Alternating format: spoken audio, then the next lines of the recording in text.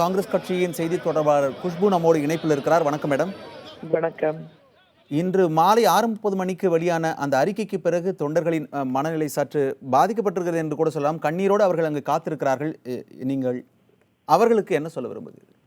நிச்சயமாக இன்னைக்கு அந்த மருத்துவமனை ரீதியாக அறிக்கை விட்டதுக்கு அப்புறம் எல்லாருக்கும் மனசுல ஒரு மிகப்பெரிய வலி ஏற்பட்டிருக்கு. எனக்கும் அந்த வலி தெரிஞ்சது.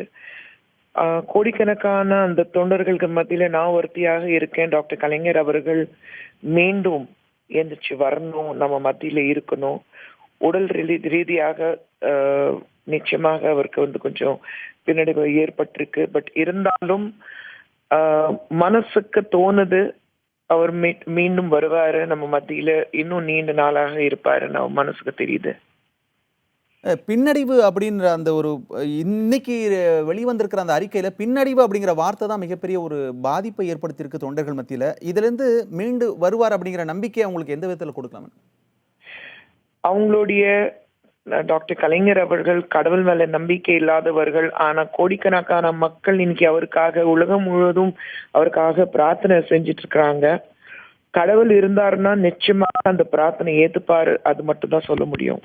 இல்லை, இந்த மாதிரி ஒரு சூழல்ல மிகப்பெரிய அளவுக்கு நம்பிக்கை கொடுக்கணும். நீங்க சொன்ன மாதிரி மீண்டு வருவார் அப்படிங்கிற நம்பிக்கை எல்லார் மத்தியிலையுமே இருக்கத்தான் செய்து. தொண்டர்கள் தொடர்ச்சியா மீண்டும் ஒரு நல்ல செய்தி வராதா அப்படின்னு காத்திருக்கிறாங்க. அவங்களுக்கு நிச்சயமாக, ஏன்னா அவங்களுக்கு இதுதான் சொல்லணும், மீண்டும் வருவார். அந்த நம்பிக்கை தான் வாழ்க்கைய சொல்வோம். ஸோ அந்த நம்பிக்கை எல்லாருக்கும் இருக்கு. ஏன்னா டாக்டர் கலைஞர் அவர்கள் ஒரு முதலமைச்சராக இருக்கும்போது மட்டுமல்ல, பொசிஷன்ல இருக்கும்போது கூட எந்த அளவுக்கு மக்களுக்காக நல்ல விஷயங்கள் நம்ம தமிழ்நாட்டில் வாழ்ற மக்களுக்காக பண்ணியிருக்கிறாங்க. ஏன்னா நீங்க அந்த கூட்டமே வெளியில பாத்துட்டீங்கன்னா அது தொண்டர்கள் மட்டுமல்ல, எத்தனையோ பேர் திமுகக்கு சப்போர்ட்டிவ் இல்லாதவங்களும் கூட இருக்கிறாங்க. ஏன்னா டாக்டர் கலைஞர் மேல அந்த அளவுக்கு மரியாதை வச்சிருக்கிறாங்க. ஸோ இதுல இருந்து தெரியுது எல்லாருடைய கண்டிப்பாக அந்த கண்ணீர் டாக்டர் கலைஞர் அவர்களை மீண்டும் கொண்டு வந்துருவாங்க. அந்த தொண்டர்களுக்கு நான் ஒன்னே ஒண்ணு சொல்ல விரும்புறேன். கண்டிப்பாக கண்ணீர் வந்த வீணாக, அது கடவுள் உங்களுடைய பிரார்த்தனையை ஏத்துப்பாரு. தலைவர் மீண்டும் வருவாருன்னா ஒரு நம்பிக்கையோடு இருங்க. இதுக்கு முன்னாடி வந்த அந்த 5 அறிக்கையை தாண்டி 6வது அறிக்கை, இன்று வெளியிடப்பட்ட அந்த அறிக்கையை நீங்க பார்த்திருப்பீங்க மேடம். அதுல முன்னாடி அறிக்கையை விட இது எந்த அளவுக்கு கொஞ்சம் வித்தியாசப்பட்டிருக்கு, இது எந்த அளவுக்கு அவங்களை காயப்படுத்திருக்குன்னு சொல்ல முடியுமா?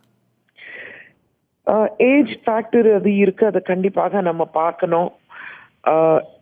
நேச்சர், அந்த இயற்கைக்கு எதிராக நம்ம யோசிக்கிறோம்.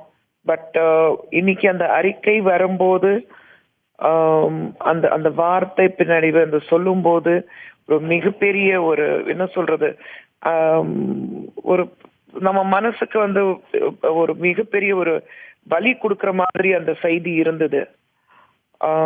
பட் நான் ஏற்கனவே சொன்ன மாதிரி எல்லாத்தையும் தாண்டி மீண்டும் தலைவர் வருவாருன்னு ஒரு நம்பிக்கை தான் வாழ்க்கை. அவர் தான் எத்தனை பேருக்கு வாழ்க்கை கொடுத்திருக்கிறாரு, நம்பிக்கை கொடுத்திருக்கிறாரு.